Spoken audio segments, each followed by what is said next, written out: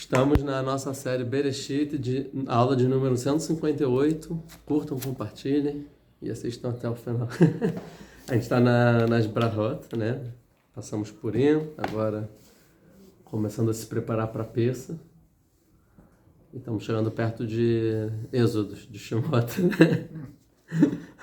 A gente está então nas Brahot de Jacob para os filhos. A gente já falou sobre a primeira de Reuven, que não foi muito agradável, que não é seu primogênito. Depois a gente falou de Shimon e Levi, que falou juntos, também não foi nada agradável, também não ganharam a primogenitura. E aí depois a gente viu que de Yehudá, que Yehudá estava indo para trás, falando, não, Yehudá está Yehuducha, né? Você é o escolhido, você vai ser eleito rei, governante dos irmãos. A gente viu extensamente sobre Yehudá, as opiniões, sobre a questão de Mashiach, que fala lá sobre o reinado, e a gente viu então que no final Yaakov escolhe Yehudá para ser o governante dentre todos os irmãos. Agora a gente vai continuar e a gente vai estudar então na ordem, que agora vai ser Issachar, depois Zvulun, depois Gad, depois... Não, desculpa. Issachar, Zvulun, depois Dan, Gad, Asher e Naftali, tá bom? O que são esses dois? Issachar e Zvulun, que são os próximos, são os outros dois filhos de Leá que estão faltando. Ou seja, foram os 4 filhos de Leá, né? Reuven, Shimon, Levi e Yehudá. Falta Issachar e Zvulun. Então agora vai ser Issachar e Zvulun para completar Leá, embora não seja por ordem de idade. Porque a gente sabe que primeiro Leá teve Reuven, Shimon, Levi e Yehudá direto, são os 4 mais velhos. Depois ela para de engravidar. Depois a serva da Rahel, que vai ter 2 filhos. E depois que tem Issachar e Zvulun. Então é fora da ordem de cronológica, né, de nascimento. Então a pergunta é por que Issachar e Zvulun vão antes? Porque, a princípio, Yehudá está falando dos filhos de Leá, ele vai terminar os filhos de Leá. Só faltam os outros 2, né? Agora, outra questão é que primeiro nasceu Issachar e depois Zvulun. Pelo texto, pode ser até que são gêmeos ou não importa, mas Issachar nasceu antes.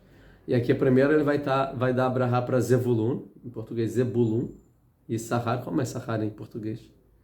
Escrevam nos comentários, né? Issachar eu acho que é Issachar, deve ser uma coisa Issachar, uma coisa assim, não sei como é Issachar em português. Não, aqui não tem, que seja, vai pesquisar, né? Tá bom, ajuda dos universitários. Então, Issachar, ele nasceu primeiro Issachar e depois Zvulun. E aqui primeiro ele vai dar a brahá para Zevulun e depois para Issachar. Vai mudar a ordem, então a gente tem que entender por quê. Porque a gente sabe que em Bereshit, quando você muda a ordem dos irmãos, é um pouco polêmico sempre a ordem das bênçãos, né? Então, isso é um ponto. E depois ele vai para os 4 filhos... Zebulão e Issachar. E depois disso, ele vai para os 4 filhos das escravas. Então, tá? E aí, então, ele vai primeiro terminar Leá, depois vai para os 4 filhos das escravas, e depois ele vai para os filhos de Rahel, que seria Yosef e Benjamim, que são os últimos 2. Interessante que os filhos das escravas também não está muito na ordem. Issachar? Caramba. Que nos filhos das escravas, primeiro ele vai falar de Dan, que é o filho da escrava de Rahel. Isso. Depois ele vai falar de Gad e de Ramadan. Segundo, só para não confundir. Dan. Depois ele vai falar de Gad e Asher, que são os filhos da Bilá, escrava de Leá. Não, desculpa. Primeiro Dan, que é o filho de Bilá, escrava de Rahel. Tá? Depois vai para o Gad e para o Asher, que são os filhos de Zilpá, escrava de Leá. E depois vai voltar para Naftali, que é o outro filho da Bilá, escrava de Rahel. Ou seja, primeiro vai para a escrava de Rahel, depois 2 de Bilá e depois de Rahel, certo? E depois Yosef e Benjamim. Então também tem que entender. Tem algum comentário por que ele fala primeiro para Zebulun e depois para o outro? Sim, a gente vai ver isso nas Brahot, porque o Zvulun, ele veio antes de Issachar aqui. Depois a gente tem que ver por que das filhas da escrava também. Primeiro ele bota uma, depois 2 da outra e depois volta para uma. Foi Issachar que nasceu primeiro? Issachar nasceu primeiro. E primeiro ele vai dar brahá para Zevulun e depois para Issachar. Tá? Então é isso que a gente vai ver. Então vamos lá. Então vamos ver a brahá de Issachar. Issachar, aqui tem 2 shin, né, por seguidos. E eu falava quando era pequeno Issachar. Talvez eu aprendi isso assim na escola, não sei. Todos nós. Mas para a regra gramatical, o segundo shin é mudo. Então é Issachar, né, não se pronuncia. Que seja. Então vamos lá. A gente está no capítulo 49, versículo 14. Issachar Hamor Garem, Rovetz Ben Amishpatayim, Vayar Menucha Kitov, Vet Haaretz Naima, Vayet Shechmo Lisbol, Vayhil Amas Ovid. Em português, Issachar Hamor Garem. O que é Hamor Garem? Burro. A princípio, Hamor Garem é um tipo de burro, né? A princípio, um burro com muito osso. Vamos ver como foi traduzido aqui, embora essa tradução aqui é meio... burro que não sabe nada ou burro de... Não, burro do animal burro. Animal burro, tá? Que é tipo... Jumento, se você, para não ficar uma interpretação aqui. Não, tipo, a interpretação é a mesma, é tipo o cara que é... Isso é um burro? Não, a gente sabe que o burro tem característica de ser akshat, de ser teimoso. Teimoso, isso. Mas não é burro, é teimoso. Pô, mas um teimoso é um burro, né? Não necessariamente, às vezes é teimoso em continuar no caminho dele, que pode ser bom, dependendo da situação. Tá bom. Issachar é um jumento de forte ossatura. Então é forte, com muito osso. Ou seja, a gente viu sobre os burros na aula passada, a gente fez a diferença entre o burro e o cavalo, né? O cavalo é animal para guerra e a gente viu que o burro é animal para paz. Por quê? Porque é um animal do comércio, que carrega carga e é levado para o comércio, ou seja, quer dizer que está em paz a região para ter comércio entre uma cidade e outra, para você usar burro por aí, vai. E o burro você usa para o trabalho mesmo físico, né? De carregar, diferente do cavalo que é mais para transporte ou para guerra. Então seria um burro forte, vamos dizer assim, né? Tá.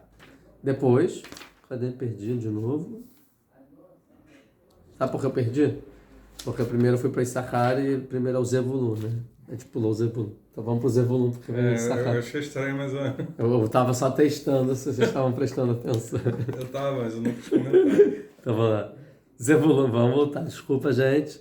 Editor editor. Zevulun, Lechof Yamim Ishkon, Veu Lechof Onia, Veyarchato Al Tzidon. Pronto, é um versículo só. Interessante que existe uma desproporcionalidade nas brahot, né? Que Yehudá ganha isso de brahá, Zevulun numa frasezinha só, né? Em português, então. Zebulun, é isso? Zebulun. Lechof Yamim Mishkon. Você vai habitar Lechof Yamim. O que é Lechof Yamim? No litoral, na praia, né? Região litorânea. Ishkon. Veu Lechof Oniat. E esse lugar, né, será um porto para navios. Ou seja, não só é um litoral, como lá tem navios. Tem navio, quer dizer que tem comércio. Tem um porto, provavelmente, comércio.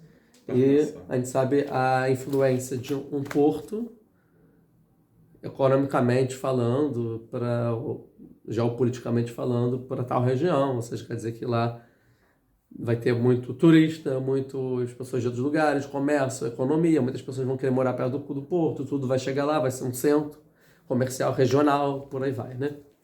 E é muito necessário para um país o porto. Então ele vai estar no litoral, que lá vai ter então um porto, né? E depois fala assim, Zevulun, e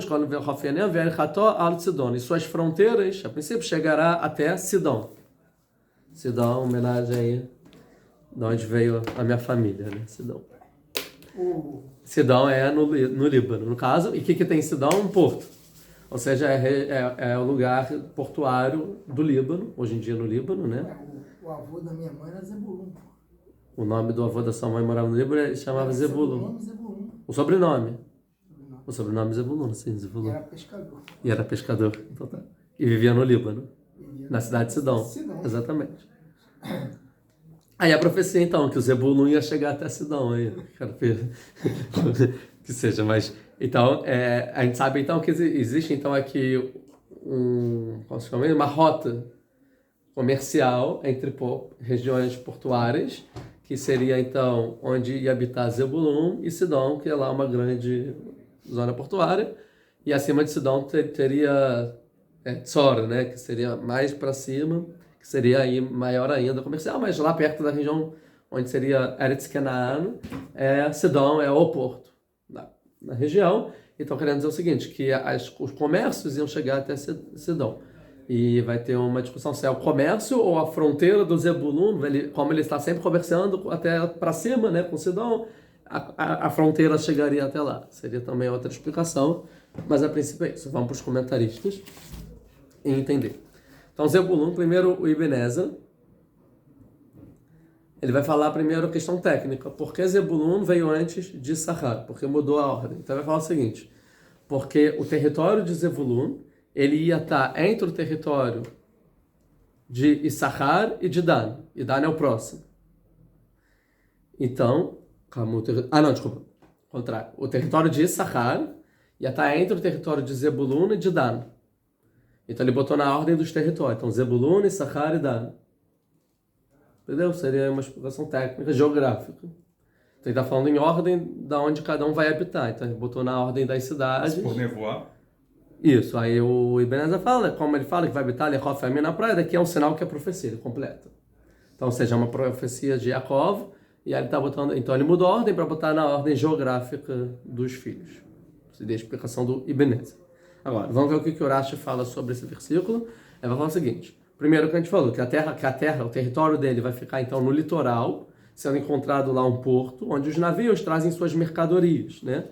Então, o Zebulun os habitantes de Zebulun, da tribo de Zebulun, vão se ocupar principalmente com comércio principalmente marítimo, ou então de receber, né, as cargas e vender. E muitos, então, por estar no porto, vão ser os marinheiros, comerciantes mesmo da época, eram comerciantes em navios, né, em barcos que iam para os outros portos da região. Então, muitos iam estar nos barcos, né, nos navios e comercializando, o que dá muito dinheiro e traz enriquecimento para o país, né, por onde eles vivem. Portando e exportando ali. Portando e exportando, exatamente. E daí que a gente sabe, que está escrito, por exemplo, se eu não me engano, porque é a voto mesmo, né, a Ética dos Pais, está escrito que quem se ocupa com o comércio não vai ser terrormar, né, não vai ter sabedoria. Por quê? Porque é um trabalho que a pessoa tem que ficar o tempo inteiro de cidade em cidade, viajando no navio, onda, tal, conta, dinheiro, pagar, fornecedor. Tem muita ocupação, no final ele não tem tranquilidade. E quase nunca está em casa também, né? A esposa, os filhos ficam em casa e ele vê, sei lá, dependendo, uma vez por mês, uma vez a cada 6 meses, dependendo. Não, uma vida muito fácil, mas dá muito dinheiro. Então não tem tranquilidade, a pessoa fica longe de casa, mas ganha dinheiro também. Tem um certo risco, né? Na época, uma embarcação no mar também não é tão simples assim. Então o que ele vai falar? O Zebulun então vai se ocupar com o comércio, enquanto a gente vai ver que Issachar vai ser mais tranquilo, ficar mais no território dele, não ir para o mar nem nada disso. Então Issachar ele vai se ocupar mais com a Torá. Então é isso que o Rashi vai falar, que é famoso. Então que o Zebulun, por se ocupar com o comércio, ele vai ganhar tanto dinheiro que ele vai se encarregar em sustentar o irmão, o Issachar. Então Issachar vai ficar estudando Torá, enquanto o Zebulun vai ficar ganhando dinheiro. E o Zebulun vai dar o dinheiro que ele vai ganhar para o Issachar estudar Torá, e assim os dois vão ter dinheiro, e o mérito da Torá do Issachar é graças ao Zebulun. Então, por isso, o Zebulun vem antes de Issachar. Porque Issachar só tem Torá por causa do Zebulun, ou seja, o Zebulun é responsável pelo estudo do Issachar, então Yaakov botou o Zebulun na frente do Issachar, como mais importante, porque é o provedor. Senão Issachar não ia conseguir nem estudar dinheiro, nem se manter, nem estudar Torá. Então a tranquilidade de Issachar é garantida pelo Zebulun, porque tem um porto e eles trabalham e ficam a vida inteira trabalhando para poder fazer com que Issachar estude Torá. Essa é a explicação do Rashi, tá? A gente fala que é o acordo de Issachar e Zebulun. Que um estuda Torá e o outro trabalha. Que hoje em dia está muito na moda isso, né? Existe, por exemplo, pessoas muito, muito ricas, judeus religiosos muito, muito ricos, que eles ficam procurando estudiosos de Torá que realmente são bons, E ele fala, ó, eu sustento você, você estuda a Torá, já que eu sou rico, tenho muita empresa, muitos funcionários, não consigo quase, só estudo o mínimo, você estuda por mim. E eu vou te bancar. Exatamente. Ou então tem muitos pais que tem muito dinheiro e fala pro filho, ó, filho, você casa, sua filha vai estudar a Torá, eu já tenho dinheiro pra gente, você... Né? Isso é baseado aqui, talvez nesse Rashi, isso é um Midrash. De fato era isso? Não necessariamente, tá? Isso é um Midrash que o Rashi traz. Para explicar a importância, não sei se é mais a importância de estudar a Torá ou a importância de financiar quem estuda a Torá. Né? Agora a questão é que isso ficou tão assim que hoje correram que, não, vou estudar a Torá, então quero ganhar de quem vai me pagar. Ficou um pouco banalizado esse sentido, que a princípio é o que você pega o cara que estuda a Torá e uma pessoa que tem muito dinheiro sustenta, né? Hoje em dia já tem toda uma questão da comunidade toda, que não é isso o caso. Todo mundo estuda a Torá e aí todo mundo tem que pagar para o cara estudar a Torá e é obrigado, compulsório a pagar. Aí não é o sentido aqui, eu acho, desse Midrash. O Midrash é isso. A princípio não se pode ganhar dinheiro para estudar a Torá também. Né? Esse é o princípio. Favorável, antigamente, aí tem algumas facilitações. Então também esse Midrash não é tão simples assim. Depois a gente vai ver melhor sobre o Issachar, tá bom? Mas o ponto não é Issachar, agora o ponto é o Zevulun. Mas a gente aprende no Midrash que todo mundo aquele que sustenta a Torá não necessariamente é pagar alguém para estudar a Torá, mas sustentar a sinagoga, e por aí vai, comprar livros e financiar eventos de Torá e por aí vai. Ele é como se fosse que tem o mérito de tudo, porque ele está sustentando a Torá, né? A gente fala, Etz Chaim Hin Lamachazikim Ba. Uma árvore da vida é ela, aqueles que sustentam ela, né? Que fortificam ela. Então, as pessoas que fortificam a Torá, que é a árvore da vida, é como se fosse que tem a fonte da vida também. Então, esse é o Zevulun. E aí o Horácio vai falar então que o Zevulun então vai comercializar Issachar receber Torá e o território dele vai chegar até Sidom, no caso. Em português, Sidom é seda. Seda? Seda. Seda. Seda é árabe. Seda em árabe. Seda em árabe. Em português é Sidom. Sidom mesmo. Então, Rashba, ele vai falar a mesma coisa, nada aqui a mais. O Tosfos vai falar não no sentido que o cara é comerciante, que ele vai para o mar, sim no sentido que, como é uma cidade portuária, os comerciantes vão até a cidade. Então lá dentro da cidade vai ter muito comércio. Vão se comercializar na cidade. Entendi qual a diferença. Um é que eles eram marinheiros que iam até para fora pelo mar, viagens marítimas, e lá eles comercializavam. Mas o Tosfos vai pegar o ponto, não. Muitos chegam até eles e lá, então a cidade tem muito comércio naquela cidade. Então as pessoas vão lá comprar e por aí vai. Ora bem no Berrai, Berrai vai falar o que eu falei, que começou com o Zevulun porque Issachar depende dele, no final, né? O Sforno vai falar isso, quem sustenta a Torá recebe o mérito do estudo. E esse é o motivo, por exemplo, que a gente dá o dízimo, a gente na época do Beit HaMikdash, os Eudim davam o dízimo para os Kohanim e para os Leviim. Porque os Kohanim e Leviim ficavam só no templo, estudavam mais Torá, ensinavam Torá. Então todo o povo era obrigado a dar uma parte para os Leviim, mas eles também eram responsáveis por várias outras coisas, no sentido que, para você ganhar o mérito de tudo que eles faziam, todo o serviço no templo, você também recebia, porque você como se fosse tem uma parte do trabalho do Levi, né? Seria o que o Sforno está falando. O Kliakar fala isso, que se ocupa com o comércio não tem descanso, que ele se afasta de casa para morar nos navios e por aí vai, tudo que eu falei. E o Malbim vai falar um pouco diferente. Ele vai falar que a terra, então, prometida perto do mar, que Yaakov, ele então fala para o Zevulun, ela é propícia para agricultura. E as pessoas comercializavam lá, porque era perto do mar, que chegavam o comércio da agricultura deles chegava até Sidom. Foi um pouco diferente. Lá, então, eles eram também agricultores.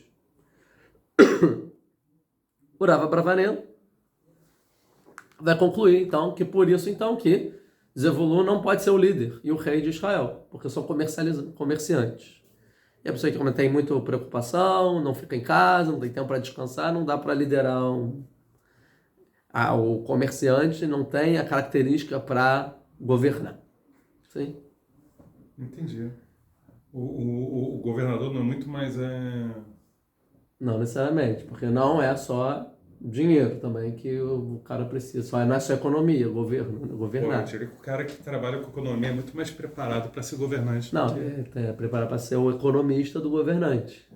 É um trabalho de economista, não de governante. Governante tem que ter relações humanas, não sei o que lá, e o bem do social, e o cara que só quer dinheiro, é dinheiro, dinheiro, dinheiro. No final ele não vai pensar muito na política interna, até porque eles eram era o comércio externo, Mas né? aqui não está falando de operador da Bolsa de Valores, cara. Está falando de comerciante. Isso, mas o comerciante, ele, a princípio, pelo que era também no sentido que não tem tempo para descansar, não consegue ver o próprio povo, não tem tempo para nada disso, e também não conseguiu estudar tanto, porque ele está desde quando nasceu nos navios e tal, pá.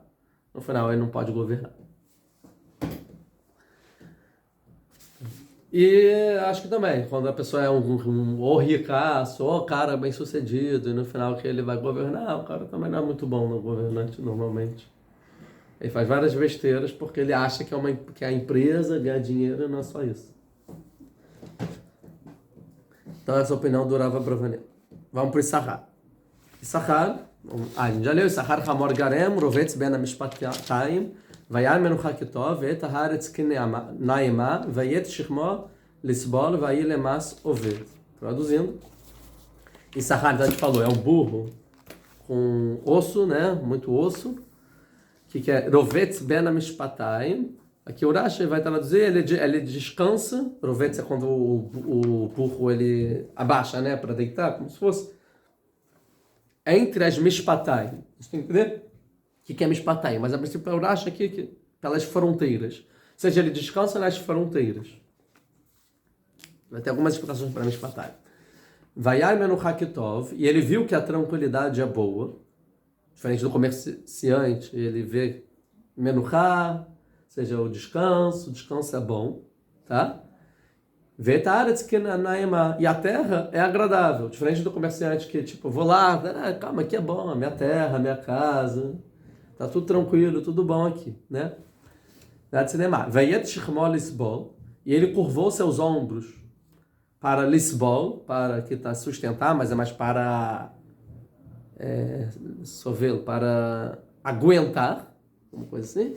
Vahile mas oved, e ele será como um mas oved, ou seja, um servo que paga imposto, um pagador de imposto.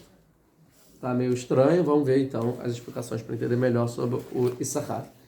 Então, vamos para o Rashi, é mais ou menos como traduzir, que é um burro que tem ossos, porque o burro ele aguenta muita carga, tá? E aí o Rashi vai fazer a drachá, que o burro que aguenta muita carga, que é isso de Lisbol, que ele aguenta muito, né? O burro ele aguenta bastante, é comparado com a pessoa que estuda a Torá. Então, que a Torá, ele é o burro que aguenta carga, é a pessoa que tem muita Torá, ele estuda a Torá, então seria o burro que aguenta muita carga, tá? Como um burro que anda de dia e noite, e aí que é aquele Rovetz Ben Mishpatayim, que ele então deita sobre as fronteiras, quer dizer que como burro ele serve para comercializar, então ele vai de cidade em cidade, né? Então o burro ele não volta para casa para dormir. Ele dorme bem nas Mishpatayim, entre as fronteiras.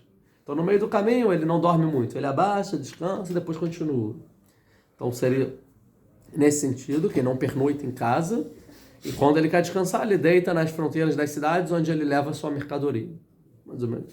O Rashba vai falar que, diferente do Zivulun, que era comerciante, o Issachar, ele era ovelha da malha, ele trabalhava na terra.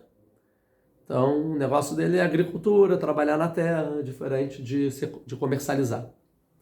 Tá? Então, a terra dele é boa, ele trabalhava na terra dele, ficava perto de casa, e por aí vai. Tá?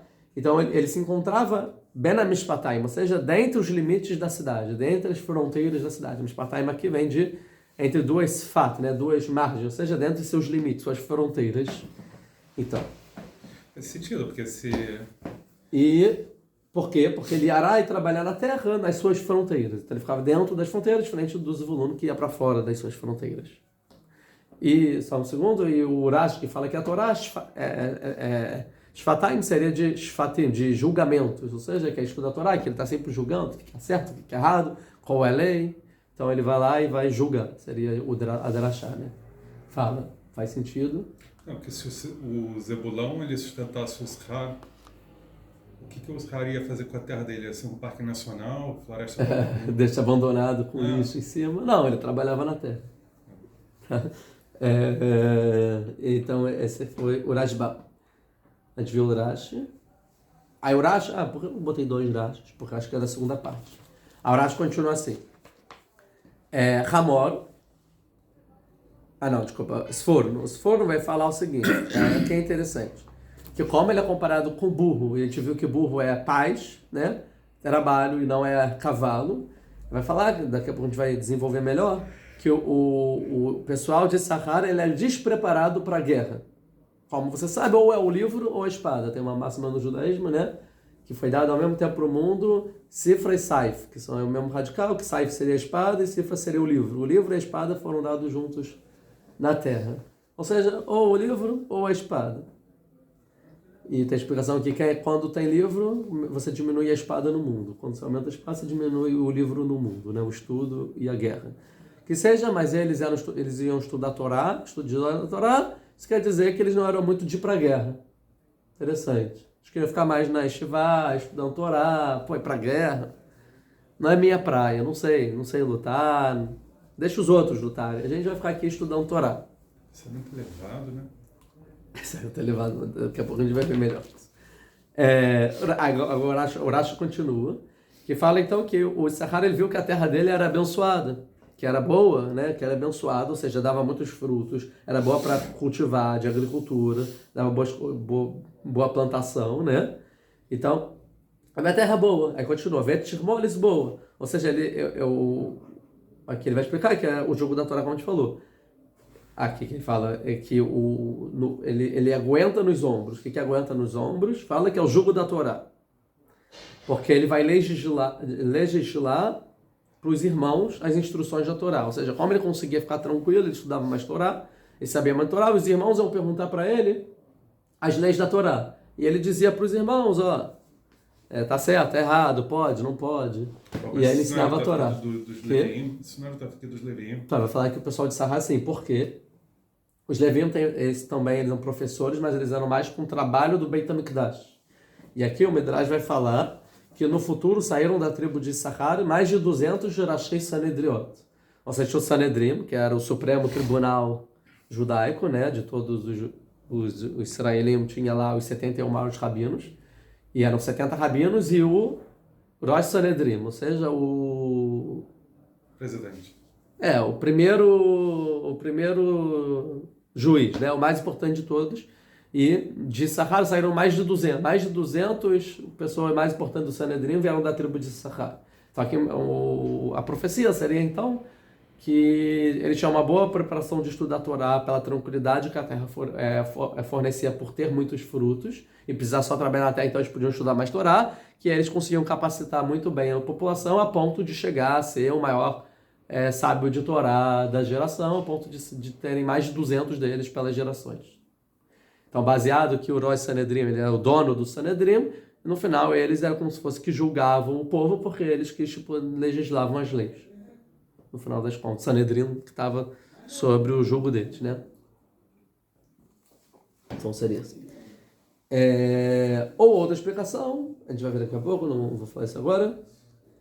O Úncalos, ele fala que ele abaixa os ombros para suportar as guerras e conquistar regiões, mas ele é o único aqui que fala mais ou menos isso, mas na verdade é Urash, entendeu, do Úncalos, pois ele morava na fronteira com os inimigos, ou seja, o território de Sahara era com fronteira já fora da terra de Israel, era fronteira de Israel, ou seja, já dava com os inimigos, e eles moravam nas fronteiras. E aí isso deles fala-se Lemas Oved, que eles vão ser como se fossem escravos pagadores de impostos, é que muitas vezes eles iam ser subjugados pelos inimigos, iam ter que pagar tributo, imposto para os inimigos.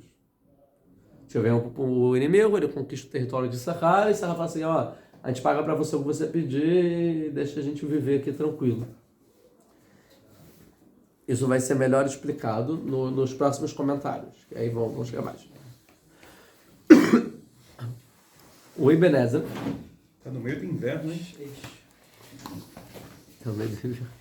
O Ibn Ezra vai falar o seguinte, Agora aqui para vocês, se não me engano, quando ele vê que a terra dele é muito agradável, a gente está falando do Issachar, quando o Issachar vê que a terra dele é muito agradável, é muito boa, sim, eles vão aceitar, aguentar qualquer coisa para continuar na tranquilidade, na terra deles, abundante. O que quer dizer qualquer coisa? Até mesmo eu ser um escravo de outro povo e ter que pagar imposto para eles, tudo bem. Só me deixa aqui. Eu pago, eu tenho comida, a terra é boa, eu tenho dinheiro, no final das contas. Então, o inimigo, vamos guerra. Que guerra? Toma dinheiro, deixa a gente em paz. O Zebulun paga para o Issachar para pagar para o inimigo, é isso? A questão que o Zebulun sustenta Issachar é o Midrash, que no sentido que o Issachar estuda a Torá e o Zebulun sustenta a Torá, tá? Tá, e aqui... Agora, pelo Pshat, que Ebenezer não é de acordo com essa opinião aqui, que tem uma coisa, e se eles trabalhavam na terra, e a terra era muito boa e produtiva. E como era tão produtiva, assim, não vale a pena eu entrar numa guerra, eu disputar meu território isso que é de paz. para perder a fartura que eu tenho aqui. Então, toma dinheiro, mas deixa aqui tranquilo, sabe? Faz o que você quiser, só me deixa tranquilo. Então, tem tranquilidade, vê que a terra é boa. Por isso eles não eram valentes. Então, o pessoal de Sahara, eles não eram valentes, não eram preparados para a guerra, não eram corajosos. O negócio deles deixa eu tranquilo, acomodado aqui, aí eu tenho tranquilidade, eu posso estudar a Torá, mas não quero me envolver muito com problemas externos, não quero que ninguém me atrapalhe, me deixe aqui, eu estou bem. Né? E eles não queriam sair para a guerra e abandonar suas terras, então eles preferiam pagar tributos. Ou para o rei de Israel, tipo assim, eu não vou mandar exército, mas toma dinheiro e melhora aí o armamento, eu dou minha parte com dinheiro, e não com homens.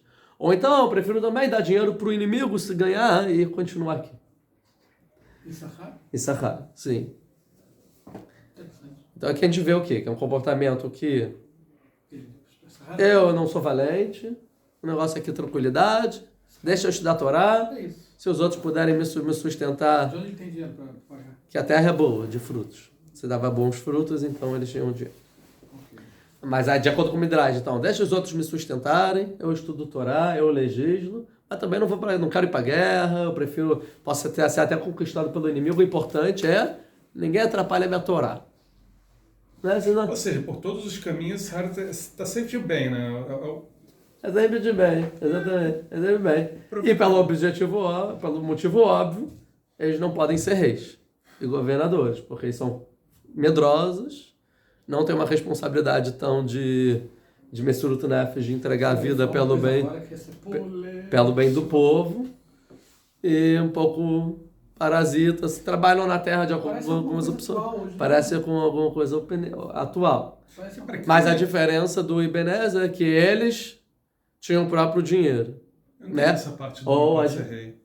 E em várias partes que Davi tem medo também, Davi temia. Sim, mas a população que morava nos territórios de Sahar não era uma população que desenvolvia habilidades boas para chegar a ser o governante de Israel, até porque eles não tinham não interagiam com o resto, não conheciam os outros, ficavam só em casa estudando. E dois, eles eram medrosos, eles eram, não é questão de, eu tive medo numa guerra. Não quero guerra, eu prefiro ser escravizado pelo inimigo. E o rei não pode ser assim. Está escrito que ele é medroso? Ele não queria ir para a guerra, mas está escrito que ele é medroso? A explicação é, se você não vai para a guerra, sua população fica mais fraca, menos corajosa, menos valente. Diferente de um povo que está toda hora em guerra. É um pessoal que chama para a guerra que a gente sabe fazer. Né? Diferente, a gente vai ver Gad, a gente vai ver Yehudá, a gente viu, são pessoas que Reuven, o próprio Reuven, Dan, guerra, são pessoas que, é uma das explicações que o Maimonides explica em Morei Nevuchim, porque o povo ficou 40 anos no deserto, para aprender a ser um povo corajoso, um povo que está preparado para tudo, não é mimado, viveu no deserto, guerra já lutamos, então se tiver guerra eu não vou... Vai sair da escravidão. Vai fazer Exatamente. E aqui o Issachar vai desenvolver uma habilidade ao contrário, quero ficar aqui, os problemas dos outros é o problema dos outros, se quiser eu dou dinheiro, se quiser, não me atrapalha. Então não tem uma responsabilidade social também tão grande, com o resto o rei não pode ser rei. Seria a explicação aqui. Tá a cabeça junto com o braço, senão. E a ponto de você, não ter nem um pouco de nacionalismo, assim, pode ser até outro povo conquistar aqui. Só não me atrapalha o meu estudo de Torá. Eu prefiro até que seja outro povo, o meu inimigo que me governe, do que seja do meu próprio povo, sendo que façam leis que vão contra o meu dinheiro que vai fornecer a minha Torá. A princípio, né? Isso é grave e pesado. Então seria aqui o problema, que óbvio que você não pode estar no político. E hoje em dia a gente vê que o pessoal se comporta assim, não só assim, como eles acham que as pessoas o governo é obrigado a dar dinheiro para eles. E, pelo menos eles pagavam dinheiro para o governo. Eu não vou para a guerra, mas dou dinheiro. Hoje em dia quer que o governo me dê. Não, você tem que me dar dinheiro para não ir para a guerra. E eu também não vou para a guerra. Certo? Esse é o problema. Essa é a questão. E eu vou estudar e você. Exatamente. E não só isso, e pelo menos eles sabiam o seguinte: eu não sou apto para política. Eles também querem entrar na política. Ou seja, ele quer ser o político, o governo tem que pagar para eles o dinheiro, eles não fazem nada e eles não vão para a guerra. Cara, mas pelo menos. E não trabalham na terra também. Pelo menos a gente vai ganhar o Lama É o problema. Então é um problema social, que não é isso o que o Urash está falando de Sahar Zvulun. Sahar Zvulun é uma pessoa que vê o outro, que sustenta. O cara estuda, pronto, trabalha na terra também. O Urash nunca teria escrito isso se ele visse o que ele está vendo hoje. Exatamente. Então é um problema. Que produz uma população de pessoas fracas e medrosas, essa é a questão. Né? Então isso que o Ebenezer está falando. Você vai editar esse filme depois? Não tem editor. O Rashba, ele fala Lemas Oved, que no caso não é que ele vai... Essa é a opinião do Ebenezer. Os outros podem discordar, tem várias opiniões. Eu gostei dessa. O Rashbam fala Lemas Oved, não é que ele vai pagar tributo para os outros povos, mas sim para o próprio rei. Ou seja, como eles têm frutas boas, que eles vão dar dízimos para os reis terem as frutas deles na mesa. Então, ou seja, ele dá para o governo um dinheiro. Tá? Riskuni fala um pouco diferente. Fala o seguinte: todos os irmãos, se a gente vê geograficamente, todos os irmãos acabavam para andar por Israel, tendo que passar pelo território deles. Ou seja, era um ponto central, que passava as pessoas. Então, ele fala que eles vão suportar, né, Lisboa, suportar, lembrei a palavra, a questão que eles vão suportar todo mundo que está passando de outras tribos. Ou seja, lá tem hospedaria, tem problema, isso daqui, tá, tem lugar para todo mundo, então, todo mundo que está passando aqui a gente vai tratar bem e a gente vai suportar todo mundo que passa, os forasteiros, como se fosse meio perrengue, né? Todo mundo vem aqui na minha casa, tal, e eles conseguiam suportar. O Malbi fala assim, são pessoas que gostavam de descanso em ficar na sua terra, dentro das fronteiras, né? Recebendo as frutas do Zebulun, essa opinião do Rambam, ou seja, que o Zebulun, que tinha dinheiro mesmo, me dava, porque também lá tinha agricultura pelo Malbi, Zebulun era de agricultura, então eles davam as frutas para o pessoal de Sahar, e eles não iam comercializar longe, diferente de Zebulun, né? Mas se ocupavam com a Hormá, com a sabedoria da Torá, que exige tranquilidade. Isso é sabido. Para você ter muita Torá, você precisa ser uma pessoa que tem tranquilidade para estudar e para refletir, ponderar e julgar. Se não tem tranquilidade, não tem como você estudar tanto. Sabido isso. Tanto que é a opinião do Maimônides. Porque a gente quer logo que chegue os dias de Mashiach, vai ter fartura no mundo. Qual o objetivo? Vai ter tranquilidade de estudar a Torá. Porque o robô vai trabalhar para a gente, vai trazer comida em casa, a inteligência artificial vai fazer todo o trabalho técnico para ter fartura no mundo, vai ter comida para todo mundo, vai ter roupa, vai ter tudo para todo mundo, vai ter fartura tecnológica, pronto. Não preciso trabalhar. Posso estudar a Torá com tranquilidade. Vão resolver os problemas de guerra, tal. Para que a gente quer isso? Para ter tranquilidade, estudar a Torá, e aí o nível da Torá vai chegar onde nunca chegou. Porque vai estar todo mundo tranquilo, com a cabeça ampla para poder estudar a Torá. Seria, por exemplo, o que fala o Maimônides. Então aqui exige tranquilidade. Então eles preferiam trabalhar na terra, dar sua própria colheita e dar imposto para o rei, está tudo resolvido, né?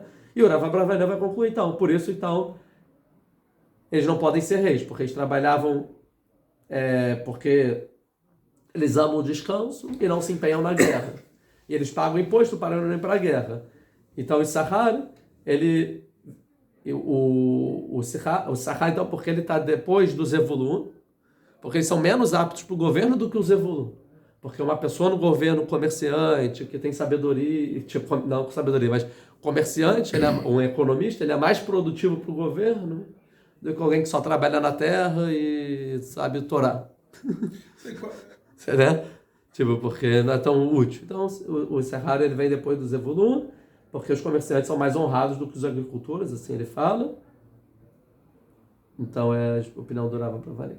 Sim, ainda me parece contraditório, porque por mais que você diga que os Levim têm o trabalho deles no Beit HaMikdash, eles ganhavam cidades para ficar perto do povo, para ensinar a Torá e Sim, sendo professores. Sim. Não, então, o Issachar, quando vai conectar ele a Torá, não está conectando a como ensinar os professores de Torá. E sim, a conexão é mais com o juiz do Sanedrim.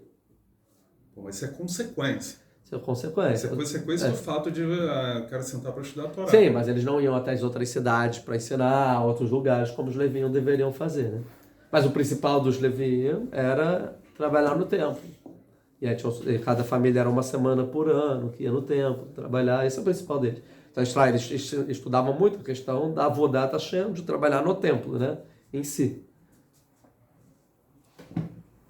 A ideia do Issachar que vai conectar, que o Issachar eles sabiam fazer o grande sabedoria do Issachar, eles sabiam quando eles tinham que botar mais um mês no ano. A questão do Rodes, né, e isso é uma das coisas mais difíceis no judaísmo, e isso Issachar sabia, detinha esse conhecimento.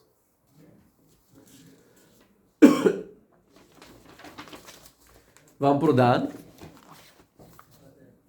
Agora a gente foi então para o Dan, filho de escrava. Já saímos, acabamos de ler. Agora Dan vai começar a escrava. E o Dan é o primogênito das escravas, no caso, né? Dan. Dan Yadin Amo, brinca com a palavra Dan Yadin Amo, Ka'achad Shiftei Israel. Yehi Dan Nahash, Alei Derech, Shififon Alei Orech, Anoshech Ikvei Sus, Vaipol Rochev Achor, Lishuatecha Kiviti Adonai. Então, traduzindo. Aqui. O Dan, Yadin é vingará. O Dan vingará o seu povo, Kehad Shivtei Israel, como uma das tribos de Israel. Yehi Dan Nahash, que seja Dan uma cobra, Alei Derech, no caminho, pelo caminho. Shififon Alei Orach, e como Shififon, uma víbora, uma cobra pequenininha, Alei Orach, sobre o caminho também. Derech Orach. Anoshech Ikvei Sus, que pica o calcanhar do cavalo, Veipol Rochbo Achor, e derruba o cavaleiro para trás. Lishuatecha Kiviti Hashem, pela sua salvação, eu pedi a Deus. Tá? Ou seja, o Dan, ele vinga o povo, e ele é comparado com a cobra. O Yodá foi comparado com o leão. Ele foi comparado com a cobra, que pica o calcanhar do cavalo, derrubando o cavaleiro, e que Deus ajude ele. Tem uma parte aí que você vinga o povo como uma tribo. Como uma tribo, a gente vai ver o que é como uma tribo. E a parte mais polêmica dessa brahá é Lishuatecha Kiviti Hashem. Isso está sendo dito ao Dan, ou Yaakov está falando para todo mundo, né? Um pouco, vamos explicar a princípio como se fosse para o Dan, essa explicação, tá bom? Vamos entender aqui o que é uma brahá mais longa, né? São 3 psukim. O que Yaakov está falando para Dan? Urashi, ele vai falar, Dan Yadin Amo, ou seja, ele vingará o povo. Quando? Os filisteus. Ou seja, a gente sabe que o povo que mais causou problema na época, Yoshua, Shoftim, Melachim, foram os filisteus, né, no povo lá dentro. E era o povo talvez mais difícil. Causou mais problema, mais difícil, foi mais difícil de derrotar. Então, quem vai vingar o povo dos filisteus é Dan. E aqui, então, o Rashi está querendo dizer que essa profecia é sobre Shimshon. Sansão. Ou seja, Shimshon era da tribo de Dan, que era um shofet, né, um juiz, um líder do povo de Israel, depois da época de Yoshua e antes da época dos reis.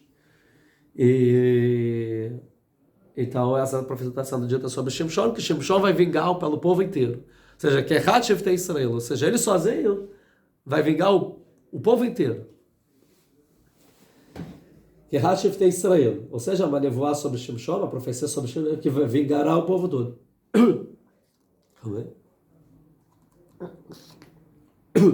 como um, né? Como se fosse o povo todo, é Shimshon. Ou então, a outra explicação, que Echad Shivtei Israel como um das tribos de Israel, seria a ideia como a pessoa especial de Israel. Quem é a pessoa especial de Israel? O rei Davi. Ou seja, o Urash vai falar assim, o Shimshon sozinho, ele é comparado a Davi da Melech. Ou seja, ele vai conseguir vingar o povo da mesma forma como o rei Davi conseguiu fazer com seus exércitos. Shimshon sozinho vai conseguir vingar o povo também. Ou seja, lutar contra os filisteus. Assim como Davi lutou contra os filisteus, Shimshon sozinho vai lutar contra os filisteus. E aí ele vai ser comparado como uma cobra, porque a cobra ela é traiçoeira e fica sozinha e ela vai lá, pica e derruba, diferente de um leão, que o leão ele se impõe na frente do inimigo e luta cara a cara, que seria comparado ao exército de Eudá, que é exército contra exército, que é o rei Davi vai na frente lutando e tal, esse é o leão. A cobra não, ela vai por trás e pica o calcanhar do cavalo, ou seja, ela é traiçoeira, né? Mais uma tática de guerrilha, de pessoas que estão lutando em desvantagem, sozinho, no meio do deserto, né, se camuflando. Então seria a cobra. E o que é que ele pica o calcanhar do cavalo? Que ele... É óbvio, né? Que ele pica derrubando o cavaleiro sem precisar tocar no cavaleiro, né? O que é a explicação da cobra que pica o cavaleiro? Está falando do episódio de Shimshon, depois que ele é pego, que corta o cabelo dele, ele é pego, e aí ele é preso pelos filisteus, e ele fica preso entre as duas pilastras. Ele fala, Zochreina, Vechaskenina, né? Lembre de mim mais uma vez. Ele já estava cego, né? Mais uma última vez. Aí ele tem força e consegue derrubar as duas pilastras, matando todo mundo que estava lá, inclusive quem estava no segundo andar, que eram a nata, né? Os políticos, as pessoas importantes dos filisteus. Então, sozinho ele conseguiu salvar. Então, eu já falei que essa profecia está falando desse momento. Por está falando, Lishoterra que vita Hashem, para a sua salvação, eu desejei Deus, é a salvação de Shimshon. Que quando Shimshon pede, por favor, pela última vez. Aí vem Abraham do Yaakov e aí destrói as pilastras e vinga o povo do que os filisteus faziam com ele. Só uma coisa, Dan está na frente do Yaakov. Ele acabou de receber essa Abraham, tá? E aí ele vai para casa. Isso. Aí ele fala, não sei, não entendi nada, mas tá bom. É isso? Pelo Urash, sim. Mas a gente vai ver o Urashbam. Então, a explicação, né, que ele fala, que profetizou que então que cegaria o olho, ele vai falar, né, uma música famosa em todos os casamentos. Tá. Então, essa seria a salvação. Urashbam, ele vai falar assim, quem interpreta essa profecia sobre Shimshon não sabe nada sobre o Pshat. Não sabe ler Torá, não sabe entender o literal Torá. Isso pode ser uma drachá. Salvou. Gostou? Lavou a alma. Ou seja, isso é um midrash. Explicar que tem um Shimshon, pode ser comparado. Mas não é isso a profecia. O Dan não vai voltar para casa sem entender nada. Riscuni? O quê? Não, Urashbam. O neto do Urash, no caso aqui. Sabe nada sobre o Pshat. Gostei desse. Não pode ser que a profecia é sobre um indivíduo que vai morrer na mão dos filisteus. E pronto, é isso. Não é. Então, gostou? Adorei. Cara. Preciso falar o que não? Não preciso, né? Termina a aula aqui, tá bom. Mas ele está falando sobre a Shevet de Dan. Então, o que quer dizer?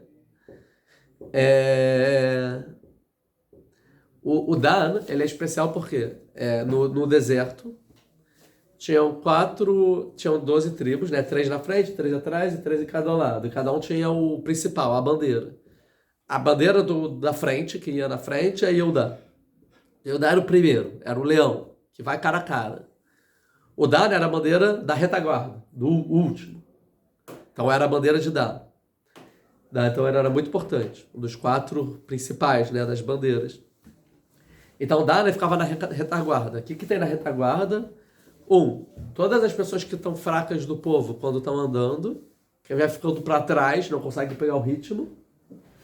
Dan é responsável por essas pessoas. Porque eu não posso deixar ninguém para trás. E é meio ruim, porque o pessoal está indo, não, vamos segurar porque tem um aqui. Então eles ficam na retaguarda com todas as pessoas que estão retardatários. Sim? Outra coisa, que os inimigos vão vir por trás. Então quem tem que proteger, Dan. E não só isso, perto de Dan estão as pessoas mais fracas, porque são os que ficaram para trás, e o resto já viajou, já foi para frente. Então se Dan perde para o inimigo que está vindo por trás, as pessoas vão ser pegas desprevenidas. Então a função deles, estratégica do Dan, é muito importante. Que se alguém passa de Dan, não tem o que fazer. E eles que salvam as pessoas mais fracas no momento. E as pessoas que vão vir traiçoeiramente vão vir por trás, não pela frente, não vai vir pelo Yehudá, vai vir pelo Dan. Outra coisa que a gente viu é Amalek, que fala que eles pegaram Kol HaNechashalim, né? Que eles pegaram todos que estavam retardatários. Então eles se fingiram de pessoas, chegaram para as pessoas que estavam para trás e sequestraram essas pessoas e começou a guerra. Ainda não tinha dama nessa época. Tinha Dan já nessa época. Já estava esquema de relacionamento? Já. Das bandeiras, sim. Então, Dan é importante. Tá? Então, ele vai explicar nesse sentido que essa é a Brahá para Dan, que vai falar, cadê o Urashba? Aqui. Precisava lutar contra todos os inimigos que vinham por trás para capturar, que vinham tentar capturar os retardatários, né? Então, o Dan era muito valente. Era uma tribo realmente valente. Ou seja, Dan e Adinamó. O Dan vai vingar o povo. Ou seja, ele vingará a vingança de seu povo. Kehad, Shiftei Israel, em nome de todas as tribos de Israel. Ou seja, que ele sozinho vai lutar por todo mundo. Porque se alguém passar para cá, é como se fosse perder as muralhas, né, do povo. Então, eles sozinhos lutam por todas as tribos. Porque eles protegem todas as tribos. Né? Ele vingava e protegia o povo dos inimigos. E todos os inimigos no final eram derrotados por eles. Por isso, para Dan, Jacó fala, para sua salvação, eu peço para Deus, né? Porque precisa proteger essa Shevet específica, essa tribo dos inimigos. E 2, eles não têm com quem contar na guerra. Porque se alguém o Yehudá tá perdendo, o resto tá chegando. E aí fala, junta aqui comigo. Aí todo mundo tá vendo. Mas ele não, então sozinho. Se eu perder, eu tô sozinho, não tem. Então se ele tá fraco, não tem com quem contar. Então por isso, que Deus ajude vocês. Vocês não têm ajuda, não tem com quem contar, então que Deus ajude vocês especificamente. Acho que é um pouco melhor do que a Durash, pessoalmente, essa do Urashba. Tá satisfeito? Tá. Tem sempre um que me salva, cara. O Ramban, ele vai falar que os filisteus, né, os filisteus eram o inimigo a longo prazo do povo, né? E nenhum chofete conseguia ganhar deles. Pegar todos os chofetes, eles perdiam para os filisteus. Tá? Até que veio o Shimshon e matou todas as pessoas poderosas e importantes. Então, Yadin aqui quer vingar, é que ele era o vingador, né? O vingador, e aqui Yadin pode ser de din, de julgar a princípio, porque não é um rei que vai vingar, é um chofete. Chofete é juiz. Então, fala que tem essa brincadeirinha aqui, então o Dan não vai conseguir julgar o povo. E diferente, né? E Davi, que é de Eudá, que fala que sua mão estará na nuca dos seus adversários, que é Abrahá que Yaakov dá, que quer dizer que ele luta cara a cara, os inimigos fogem dele, ele vai lá na nuca e alcança, que seria comparado com o Davi da Meller, né? O Shimshon era como uma cobra que é no calcanhar do cavalo, ou seja, vem por trás e ataca.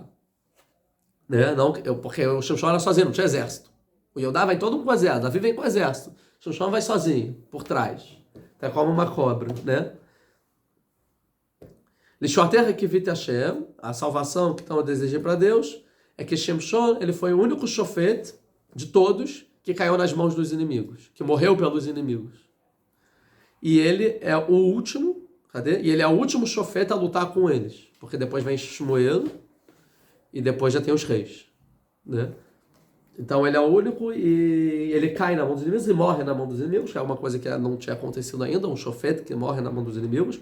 Então ele fala que ele Lishoter Kivit Hashem no sentido siguiente, não é pro Shimshon essa brahá e nem para Dan, e é assim da partir de Shimshon. Ou seja, quando Yaakov está profetizando o Shimshon, ele vê que vai morrer pelos inimigos, ele fala então que da partir de então, que Deus salve o povo de Israel. Que agora ele seja salvo pelos filisteus da partir de então. Seria a explicação do Ramban. Mais duas explicações aqui, vamos ver só o Malbim e o Rav Lovanen, a gente fecha. Malbim, que é o que eu expliquei, por eles serem os últimos que precisavam cuidar para ficar para trás e proteger a retaguarda, né? Então, é interessante que vai falar o seguinte, como que os inimigos atacam o Dan? Ou seja, a linha de frente do exército inimigo que está vindo por trás é a cavalaria. Porque todo filme de guerra, né? Começa a guerra, vamos primeiro com o cavalo, né? Que são menos do que a infantaria, a cavalaria vai na frente. Então, quem atacava Dan na frente são os cavalos, são as pessoas com cavalo. Então eles são como cobras que picam o calcanhar do cavalo, porque era contra os cavalos, eram contra os cavaleiros, a cavalaria que Dano lutava. Né? Então os inimigos da cavalaria, eles aprendiam a técnica de guerra deles, é como derrubar o cavalo.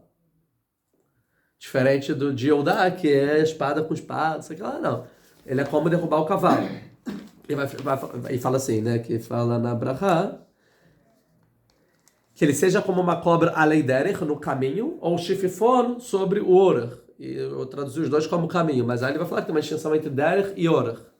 Derech é um caminho largo, grande. Então é como se fosse que o inimigo está vindo contra eles de frente, a cavalaria. Então eles vão lá e derrubam. Né? Agora, orach seria um caminho pequeno, que no caso são os flancos do exército que vem pelos lados. Então sempre tem, tipo, a estratégia que vem pela frente, tem os que vão, a cavalaria que vem pelos lados, para pegar, né, eles. Então seria também contra eles também que está falando. Ou seja, contra o Ora é como uma cobra. É uma cobra grande. Chifona é uma cobra pequenininha, mas muito venenosa. Então eles também sabem lidar com quem vem pelos lados de surpresa. Seria essa expressão. Sempre no hebraico, quando tem um sufixo on, é pequeno. Alguma coisa pequena, né? On é então, tal coisa pequena. Então, chififona seria tipo uma cobra pequena. Pequenininha. E para os momentos de fraqueza, Deus falou, Lishoterra que vita Hashem. Para a sua salvação, então, que Deus salve. E o Rav Abravanel, para terminar, ele está dizendo, agora ele vai começar a explicar porque o Dan não pode ser rei de Israel. Por quê? Embora o rei precisa de duas características, fala o Rav Abravanel. Ele precisa ser reto no julgamento e valente na guerra. E Dan tinha essas duas características. Porém, eles não faziam da forma adequada como o rei deve fazer. Porque o rei não tem que atacar por trás. O rei tem que ir na frente. Tem que olhar na cara do inimigo e atacar. Como Yehudá faz, como um leão. Gurari, como um leão. Então essa é a diferença, porque não é bonito o rei usar aramaut, como se traduzir, a trapaça, para conseguir ganhar. E sim, ele tem que ter a coragem de ir lá e guerrear. Tá? Mas então seria a explicação do Rav Abravanel. Tá? Outra explicação interessante é que eu li, que pode ser que fugiu o que eu falei. Só para terminar a aula, um negócio interessante de Sahar. E Sahar fala que ele era como um burro que para sobre Shfataim, tipo que é a fronteira, Shfataim ou as leis da Torá. Mas a expressão que Shfataim seria entre as fileiras de vinhedo. Tem o vinhedo, e aí são fileiras, e até a terra que você passa para ir arando e tal. E você trabalhava com burro no meio. Então os burros iam andando no meio. E aí aqui a ideia é um burro que empaca no meio do caminho, e ninguém consegue levantar um burro que empaca. Tanto que tem a lahara. Se você vê um burro, você tem que ajudar, porque é muito difícil. Todo o peso e tal, empaca. Então essa comparação, que o Issachar é como um burro que empaca entre os vinhedos. E a explicação é que a terra que o Issachar vai ganhar, ele vai ter uma parte muito estratégica na terra de Israel, que seria o vale de Azriel. Israel, que seria exatamente o caminho real de viagem, que tinha rota desde Derech Plistim, ou seja, desde o Egito, que você ia pelo litoral e tal, passar para Israel, para você chegar nas terras do norte, Aram Naharaim, por exemplo, que é o rio Eufrates, e o rio Hidekel, né? São os dois rios. Todo mundo que vinha, por exemplo, Abraham fez esse caminho, e os inimigos que conquistaram Israel vieram por esse caminho. No final, que tem montanha Gilboa e o Galilo, ou seja, tem montanha, tem um vale. É por esse vale que, então, as pessoas passam. Então, todos os inimigos que vão guerrear, no final, esse vale era muito importante. Porque se eles ganham o vale, eles entram para dentro da terra de Israel na guerra. Então, ele é como um jumento que empaca no meio do caminho. Quer dizer, assim, quando vier o inimigo, Issachar vai estar lá para não deixar passar. Seria a Brahá do Yaakov. Acho interessante. E aqui um pouco a diferença, então, só terminando, a diferença entre Dan e Yehudá, que Yehudá vai ser comparado com, lembrei o que ele fala, com um leão e o Dan como uma cobra, certo? E é interessante que a cobra ela é traiçoeira e o leão ele bate de frente. Porém, Moshe Rabbeinu, quando for dar Brahá para Dan, ele vai comparar ele como gurare, como um leão também. O Dan de cobra vai virar para Moshe o leão, e aqui parece que que eles, o Dan, ele vai receber o território de Gush Dan, que é o território mais cobiçado aqui em Israel, que seria o território de planície, perto dos filisteus, onde estavam os filisteus, né, na época. Peraí, Gustavo não é o Galil? Não, Gusdam é Tel Aviv. Não, desculpa. Onde a gente trabalha, Não. Gusdam, certo? Então é aqui. Aqui, a gente mora, isso. Gusdam, então esse território é planície, os filisteus ocupavam. E os filisteus, diferentes dos inimigos, eles tinham um cavalo, carros de guerra, tipo os tanques da época, de ferro. Tá tanto tem um pastor que fala que Eudá não conseguia conquistar porque tinham 300 carros de ferro. Ou seja, era muito difícil, já que a planície, o carro de ferro é muito bom para planície, não montanhoso. Então era muito difícil conquistar e ninguém conseguia conquistar os filisteus. Então por isso que Jacó fala que sejam como cobras, porque para você conquistar, para ganhar de tanque, tem que ser traiçoeiro, entendeu? A questão é que Dan não consegue conquistar esse território, a gente vai ver em Yoshua e Shoftim. Dan não consegue, é um território muito difícil de conquistar dos filisteus, e eles não conseguem conquistar. Quem vai conquistar na prática é Yehudá, depois da vida média e tal, vai conquistar os filisteus mesmo. Então, ele não consegue conquistar, e no final eles pedem outro território. E aí acaba recebendo um território lá no norte, perto de Sidom. É isso que eu imaginei. Lá no norte. Eles fizeram um templo lá. Isso. Então, Moshe, então Yaakov, agora está falando, a princípio vocês têm que ficar em Gusdan.